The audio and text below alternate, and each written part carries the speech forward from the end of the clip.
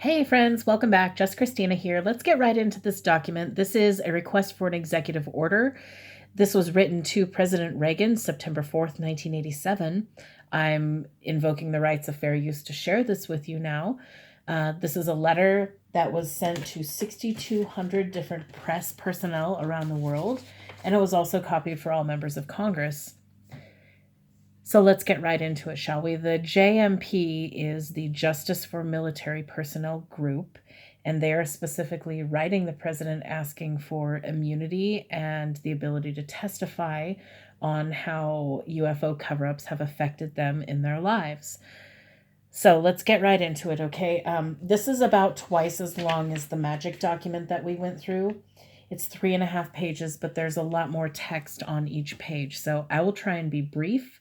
And if I feel that it's getting too long, I may or may not cut it down into 2 videos, but thanks for sticking in there with me in advance. Okay, dear Mr. President, the CIA has made a mockery out of our Constitution. Our elected representatives have no idea what we in the military have done and are still doing, since the CIA has decided that they do not have a need to know. Thus, we in the JMP request you, the President, to issue an executive order making it mandatory for all of us in the military and government, active and retired, who have knowledge regarding UFOs, to testify with total immunity before a special congressional committee. The CIA cannot object because officially UFOs do not exist. Touché, right? The UFO cover-up is not in our national security interest. It should be stopped because it hurts military morale. Our group, Justice for Military Personnel, JMP, consists of retired military personnel who were affected by or involved in different capacities with the UFO cover-up. Under orders of the CIA in the interest of national security, we took part in intentionally misleading the nation, manipulating the press, the courts, and most politicians. Introduction. The CIA UFO cover-up is being perpetuated against the American people and not our potential enemies. The Russians have a whole town exclusively for UFO research. The CIA insists that the UFO cover-up must be kept at all costs, otherwise the military will look ineffective. The CIA correctly maintains that the military personnel will disobey orders when confronted by UFOs. For example, during the Vietnam War, pilots refused orders to fly night missions against UFOs. Since fatal accidents, UFO-related, are relatively rare, with the exception of the Vietnam War, the CIA prefers to maintain the cover-up. The NSA, NASA, the CIA, RAND, and AFOSI. So you know who NASA, NSA, CIA are. RAND is Research and Development, and AFOSI is the Air Force Office of Special Investigations. So all of these associates have informed us that UFOs have many origins. Some obviously represent civilizations thousands of years more advanced than we are. Almost everything about them, their motives and operations, are strange and incomprehensible to us. There is little we can do to protect ourselves from them. The Air Force is literally helpless to handle the situation because the UFO's incredible flight performance. The CIA and Pentagon are bewildered by UFO's apparent ability to jam all of our ground and air electronic equipment or instantaneously disable all our weapon control systems. The CIA has decided to try and understand and duplicate UFO propulsion systems at all costs. This means that pilot lives have been sacrificed in UFO chases to get UFO samples for research. Therefore, ignorance is bliss.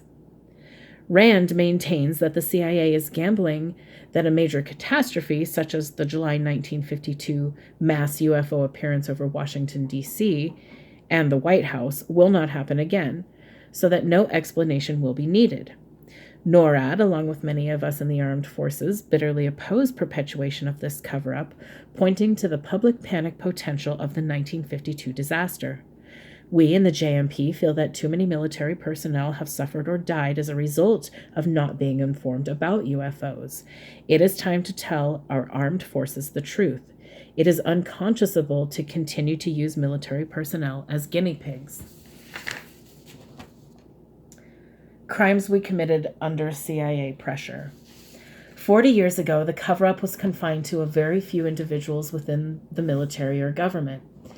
Today, many thousands are affected or involved. This deceitful CIA policy is breeding resentment in the services, for we were ordered to act illegally against our fellow military personnel and our nation. Our JMP group has many military personnel and others who are awaiting to testify. The following are a few examples of deceptive activities we carried out while on active duty. 1. We intentionally ordered pilots to shoot at UFOs with the hope of acquiring a UFO for research purposes. These resulted sometimes in instant explosions and death to the pilots or instantaneous disappearances of pilot and plane. The UFO's occupants seemed to be monitoring all of our pilots' actions. We analyzed hundreds of UFO gun camera films, and it seems that some UFOs are remote controlled. 2. We have strictly silenced military pilots who report UFOs. We do not allow our pilots to discuss UFO chases even among themselves. 3. We interrogated, intimidated, and harassed military personnel who saw UFOs to convince them, excluding pilots and astronauts, that they did not see what they saw. We frightened them with the prospect of long prison sentences if they told anyone what they saw, transferred them to lone bases around the world where, even if they were to talk, nobody would believe them. We forced some of them into mental institutions. We jailed them, destroyed their military careers, and did everything possible to intimidate UFO witnesses by fear into self-doubt and silence. 4. We distributed fraudulent information through military and government spokesmen or scientists to debunk all public UFO sightings. 5. We forced the FAA, NASA, and other government agencies to conform to CIA UFO policies. 6. We violated the Freedom of Information Act by hiding documents. 7. We smeared commercial pilots who publicly reported UFOs and forced their companies to silence them. 8. We did not confirm when civilian planes around the world also temporarily lost control or completely disappeared when UFOs were present. 9. We slandered ruthlessly some of our most outstanding and competent citizens who dared to report UFO sightings, while we knew all along that they were telling the truth as we tracked the UFOs on radar. And 10. We silenced congressmen and senators who requested UFO information for their constituents. These representatives are now silent partners to this cover-up and are consequently directly responsible for all the crimes we committed. Press in default. The National UFO Debunking Campaign, ordered by the CIA in 1953, published books and planted hundreds of articles in the press to create an atmosphere of ridicule around the subject of UFOs, falsely creating UFO contacts and UFO hoaxes. This campaign, which is still in effect today, infiltrated major civilian UFO groups to ridicule them or divert their efforts towards other explanations. This UFO cover-up has been successful beyond the CIA's highest expectations, due primarily to the brilliant manipulation of the press by the CIA via the ridicule strategy. The establishment press, afraid of being ridiculed, proved to be gullible beyond belief to these official statements. The press, for example, in attempting to divorce itself completely from UFO data, did not question why the CIA refused to give UFO documents to the then Senator Barry Goldwater, who at the time was chairman of the Senate Intelligence Committee. If Senator Goldwater, who had been aware of the cover-up, does not have a high enough security clearance to get UFO information, then who in our government does? The press failed to ask, if UFOs do not exist, why did the CIA tell Senator Goldwater that UFO data is classified above top secret and above any other secret in the USA? The CIA debunking campaign used some of these best brains in the country, slowly educated most journalists that they could only be rewarded by abandoning any sense of journalistic ethics when it comes to reporting about UFOs. So I'm going to pause here for just a moment. We're a little over halfway through the document, okay? Thanks for sticking with me. But there is a book by a gentleman, Tim or Tom Good, G-O-O-D is his last name, and he actually writes a book called Above Top Secret. Okay, moving forward. One of the most audaciously deceptive acts by the CIA involved President Carter, who himself has cited a UFO, when he requested NASA to look into the possibility of UFO research. Until that moment, all of us who were involved with the UFO cover-up assumed that the president was informed by the CIA about the UFOs the moment he entered office, and that he was aware of the huge sum of money invested into UFO research since 1953. Until that moment, it was inconceivable to us that the President of the United States would be kept totally uninformed by the CIA. So the president didn't even know at the time. Or did he? Maybe he did, maybe he didn't. We'll never know. At that time, NASA's scientific team concluded that the UFO cover-up should end because the public already knew that most astronauts in space photographed UFOs or had been followed by UFOs, and that the astronauts were forced by regulations to lie to the press. Shortly before NASA's release of the news to the press, the CIA insisted on continuing to maintain the cover-up and pressured NASA to lie to the public. NASA therefore released a statement dictated by the CIA, contradictory to their own scientists' conclusions. Victor Marchetti, that's Marchetti, former executive assistant to the deputy director of the CIA, openly maintains that President Carter probably was forced to participate in the CIA's UFO cover-up. So he probably did. He probably just had to say that he didn't know. I'm sure.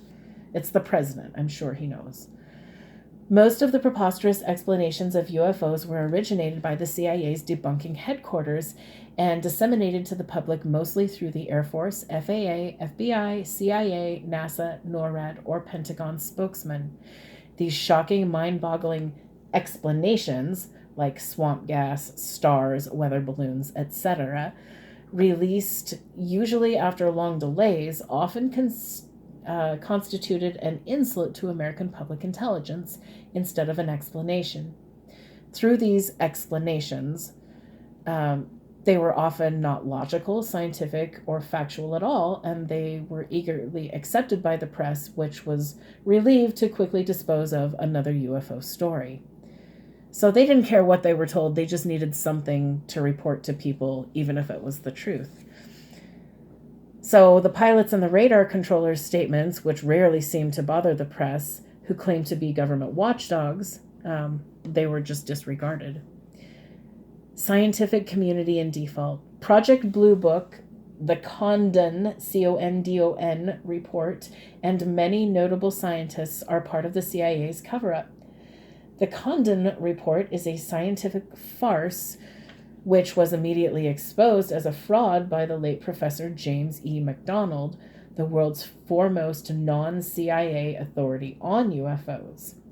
The Condon report has been heavily criticized ever since by all other competent scientists who do not work for the CIA, who actually examine the report in depth. Incredible as it seems, many of the scientific community today have not and still regard the Condon report as an impartial scientific study. This attitude is a source of much amusement and self-satisfaction in the intelligence community.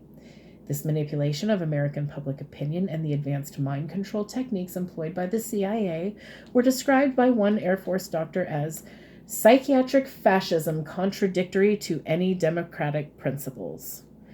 Now more than ever, due to our highly sophisticated detection systems, UFOs are being detected frequently over our bases and missile silos. They have tampered with our nuclear missiles. They are being photographed in restricted areas, monitoring our military experiments. We track them in restricted areas. We can see them visually on radar across the USA and Canada almost daily. Worldwide intelligence reports indicate very similar sightings. Many of us objected long ago to this senseless UFO cover-up because it led to a monumental loss of scientific data. But we could not do anything because the CIA controls all of our military intelligence agencies and has overwhelming influence on many government agencies. All right, conclusions. FBI associates define the UFO cover-up as the biggest crime ever perpetuated against our people. The CIA, in the name of national interest, has flagrantly violated the letter and spirit of the law. The Uniform Code of Military Justice does not offer our soldiers protection regarding this cover-up. As JMP members, we are torn between our desire to maintain the military oath of secrecy and our sense of ethics as responsible, loyal citizens of this great nation. Yet we are fully dedicated to preventing the UFO cover-up from continuing to be the status quo in this free nation. When our country requests us in the military to give up our lives for this land, the least the government can do is tell us against whom we are fighting and why. We have the right to know. JMP civil responsibility. Lack of competent news reporting on this issue has led to the creation of JMP, Justice for Military Personnel. We feel it is our responsibility to speak up for our citizens who are still on active military duty. A RAND study indicates that, barring unforeseen circumstances, the CIA may continue the cover-up unabated under the umbrella of secrecy and ridicule. JMP members, therefore, have prepared a program that may effectively disintegrate the UFO cover-up. NSA associates commented to us, once the nation will learn the magnitude of the UFO cover-up, it may lead to a sense of awakening and outrage, which could lead to a civilly disobedient acts that will make the Boston Tea Party pale by comparison and may lead to the downfall of the CIA. So they still only have their best interests at heart. The CIA's collapse is not our intention because the CIA is important for national defense. There is a need to preserve whatever integrity the CIA may still have in the American public's eyes. Really? The issue of this letter is not CIA credibility, but our government's credibility. This insane CIA UFO cover-up must end. It is a time bomb which can't be disarmed. This time bomb, according to RAND, is gaining momentum and must explode one day. Let us expose it now and help save additional unnecessary loss of military lives. This letter intentionally omits the most spectacular events in the UFO cover-up. Members of JMP feel that it will be more appropriate that the president himself, once informed by the CIA, will disclose these events to the nation.